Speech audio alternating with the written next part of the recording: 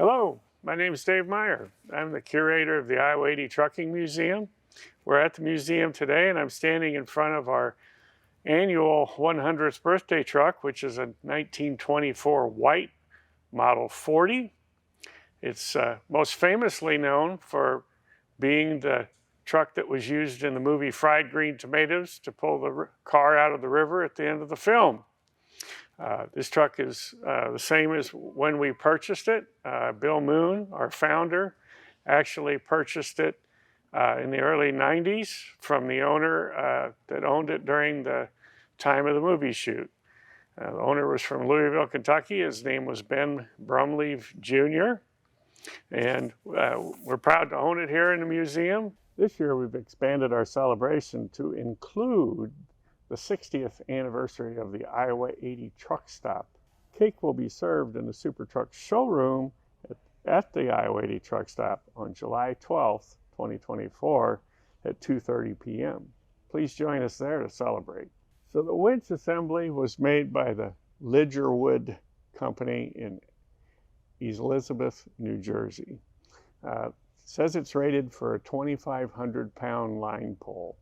Doesn't sound like much today, but it would have been a pretty big amount from back then in 1924. And a unique feature, which we do not have on any of our other trucks, is a little frame-mounted odometer here, and it reads 39,722 miles. Like I said, I've never seen another one of these, so it's pretty unique to us too. Now we're going to take a look inside the cab, and for everyone who's used to a digital display in their car dashboard, as I am, you're going to find this interior pretty sparse. Yes, that is the door, and there is no window. We have a gear selector for the manual transmission, clutch, brake pedal, accelerator, and this is the on-off switch for the engine. To start it, of course, you had to turn a crank, but this allowed the magneto to fire.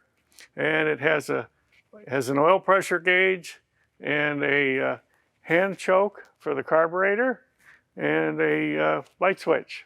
That's all there is in a 1924 truck. And for folks born in the early 2000s, a choke was mechanism, a little valve in the carburetor to choke the air off, to make the fuel mixture richer, to help start the truck. It wasn't all done for you back then.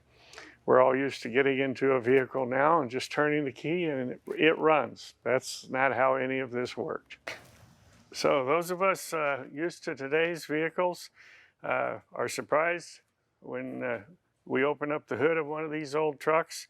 I'm not. I've opened up all of them in here, but just how simple everything is. So these early trucks, which this is a white brand engine, white trucks made all their own parts for their vehicles. You can see the cylinders. It's a 4-cylinder engine. The cylinders, you can actually see the outlines of them on the bottom of they call this a jug, and it's got a flat head. The valves are within the cylinder blocks here. The crankcase is a separate unit cast of aluminum. Everything's really easy to get at. You've got the water pump right here. We've got the carburetor right here. And the carburetor is fed from this vacuum tank. Early trucks did not have a fuel pump, and the fuel tank is located under the seat, which is just a little bit higher than the carburetor, but not enough to flow fuel to it. So vacuum from the engine was used to pull fuel into this tank, where it came down here to the bottom. This is an early version of a fuel filter. The sediment would settle out at the bottom of the bowl here, and it's glass. You would unscrew this little knob and take that out, clean it out, put it back on, and reuse your fuel filter. The fuel line came down to the carburetor. You'll notice the steering gear has 2 sets of gears on it. One gear was used, there's a mechanism on the steering wheel, on rough road conditions, when your foot might bounce on the accelerator, you could use the hand throttle to hold the truck at a steady speed. The other lever on the steering wheel was used to adjust the spark timing. Today's cars and earlier cars eventually had an automatic ignition advance within the distributor. These trucks did not. You had to do it by yourself, and just by ear, you could tell when the engine was running properly. As the engine sped up, you needed to advance the timing. When it slowed down, you needed to put the timing back to its original position. So we have a very simple engine. These are the water outlets. Go back to the radiator through that hose. Comes back into the water pump from the bottom of the radiator. Since trucks were in their infancy during this time, they were very simple, easy to work on, and truck drivers were expected to have a basic knowledge of mechanics so they could work on their own truck. Everything here is very simple. The owner's manual that came with the truck is maybe 30 pages long.